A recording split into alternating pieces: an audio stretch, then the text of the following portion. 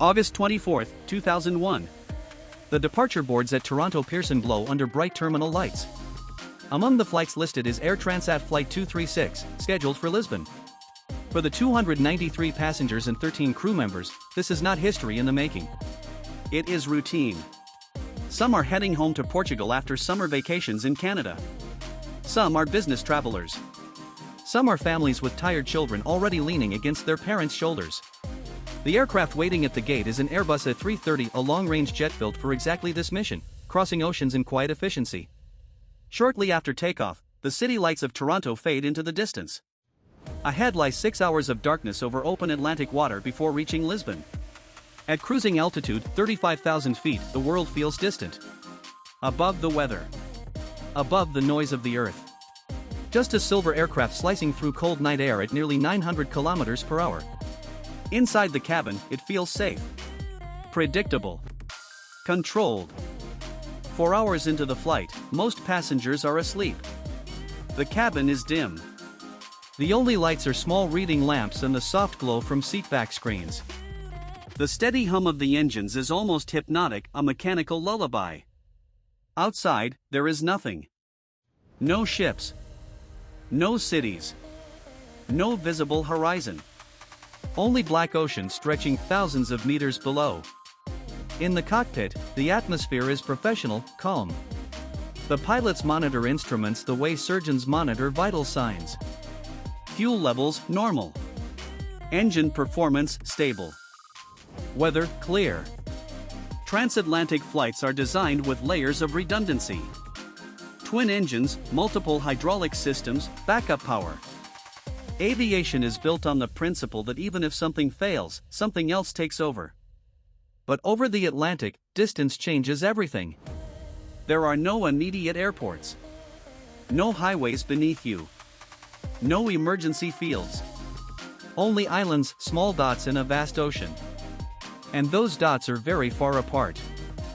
Then, a soft chime. It isn't loud. It isn't dramatic. Just a subtle electronic alert. An oil pressure warning appears for engine 2. At first glance, it doesn't scream catastrophe. Sensors sometimes malfunction. Oil readings can fluctuate. The checklist begins. The crew analyzes the data carefully. Oil temperature. Oil quantity. Pressure trend. The numbers do not recover.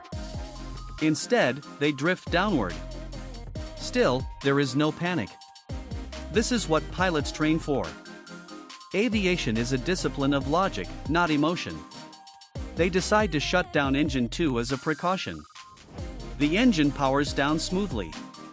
The aircraft now cruises on a single engine, perfectly capable of continuing flight. Modern jets are certified to operate safely this way. Passengers feel nothing significant. Maybe a slight change in sound, one engine instead of two. But inside the cockpit, a subtle shift has occurred. One layer of redundancy is gone. Then something unexpected happens. The fuel calculations begin to look strange. The numbers are dropping faster than they should. According to the flight plan, there should be plenty of fuel remaining. Hours of it. But the gauges disagree. The crew cross-checks. Recalculates. Reviews possible instrument errors. And then, the remaining engine begins to lose power. The vibration is unmistakable. Engine 1 starts to spool down. There is no dramatic explosion. No fireball. Just a gradual, terrifying loss of thrust. And then, silence. The deep mechanical roar that has carried them across half an ocean simply vanishes. In the cabin, passengers feel it immediately. The sound changes. The subtle forward push of engine power fades. The aircraft is still moving fast, but something fundamental is gone. At 35,000 feet above the Atlantic Ocean, both engines have failed. No thrust. No normal electrical generation. A 300-ton aircraft, designed to dominate the skies, is now nothing more than a glider. Below them lies dark, freezing water. Hundreds of miles from the nearest continent. And for the first time that night, survival is no longer guaranteed. When the second engine dies, the cockpit goes unnaturally quiet. No thrust. No engine hum. Just airflow rushing past the fuselage. For a few seconds, it feels impossible. A modern jetliner isn't supposed to go silent. But the Airbus A330 is still flying, because altitude is energy. And at 35,000 feet, they have one thing left: height. The aircraft automatically deploys a small emergency device called a ram air turbine, a propeller that drops into the airstream beneath the fuselage. It spins in the wind, generating limited hydraulic and electrical power. It's not enough for comfort. It's just enough for survival. Primary systems are gone. Cabin lights dim. Some instruments shut down. The aircraft begins a controlled descent. The captain takes manual control. This is no longer a powered airplane. It is a glider. And gliders don't get second chances over the ocean. The crew quickly calculates their options. They are roughly 120 kilometers from Azores, a small chain of volcanic islands in the Atlantic. On one of those islands sits Lajes Air Base, a military runway long enough to handle a wide-body jet. But distance is cruel mathematics. A commercial jet at that altitude can glide roughly 15 kilometers forward for every 1 kilometer it descends. They do the math. If they manage their speed perfectly, if they avoid unnecessary drag, if they don't misjudge the descent, they might reach land. But might is a fragile word at 35,000 feet. The captain commits. They turn toward Lajes. Every decision now is about energy management, trading altitude for distance, speed for control. Too fast, and they'll lose altitude too quickly. Too slow, and the aircraft could stall. There is no engine to recover from a mistake. In the passenger cabin, confusion spreads quietly. The lights are dimmer than before. The usual steady engine roar is gone, replaced by a strange, hollow wind noise. Some passengers begin to notice the descent. A few glance out the windows. Nothing but blackness below. Flight attendants move calmly through the aisle, maintaining composure. Training takes over. Their tone remains steady. Controlled. But word begins to circulate. There's a problem. The captain makes an announcement, measured, calm, careful not to trigger panic. He explains there has been a technical issue and they are diverting to the Azores. He does not say both engines have failed. Because even in crisis, leadership requires control. Yet passengers can feel something is different. The aircraft is descending faster than a normal approach. And there is still no engine sound. The glide continues. Minute after minute. They descend through 30,000 feet. 25,000. 20,000. Still no land in sight. Just darkness. The crew watches the navigation display closely. The island should appear soon. Fuel exhaustion has been confirmed. It has leaked away due to a mechanical failure they do not yet fully understand. They are truly powerless. Every mile covered now is earned through gravity alone. And then, a faint shape appears ahead. A darker shadow against the dark horizon. Land. The Azores. But relief is premature. They are still high. Still fast. And without engines, there is no second approach if they miss the runway. They will get one attempt. 1. The aircraft continues its silent descent toward Lajes Air Base. The runway lights glow faintly in the distance, a thin strip of hope in the middle of the Atlantic Ocean. Behind them, 306 lives wait. Ahead of them, a single chance. The island is finally visible. Runway lights from Lajes Air Base cut through the darkness like a thin lifeline in the Atlantic night. But there's a problem. They are high. And they are fast. In a normal landing, engines allow pilots to fine-tune everything, reduce thrust, add power, adjust glide path smoothly. Tonight, there is no thrust to adjust. Every decision must be made with precision. Once altitude is lost, it cannot be regained. The captain realizes they may overshoot the runway. So he performs a maneuver rarely used in commercial aviation, a steep, spiraling descent to bleed off altitude without engines. The aircraft banks sharply. Inside the cabin, passengers feel it. The turn is steeper than anything they've experienced before. Seat belts tighten. Hearts pound. Some begin to understand this is not routine. In the cockpit, calculations move from theoretical to immediate. Airspeed must stay within a narrow margin. Too slow, and the aircraft could stall unrecoverable at this altitude without engine power. Too fast, and they risk structural damage or loss of braking effectiveness on landing. Hydraulic pressure is limited. Electrical systems are minimal. Even the landing gear must be deployed by gravity. The crew lowers it manually. There's a heavy mechanical thud as it locks into place. No elegant automation. Just physics and gravity. The aircraft is now committed. Passengers grip armrests. Some pray. Some sit frozen in silence.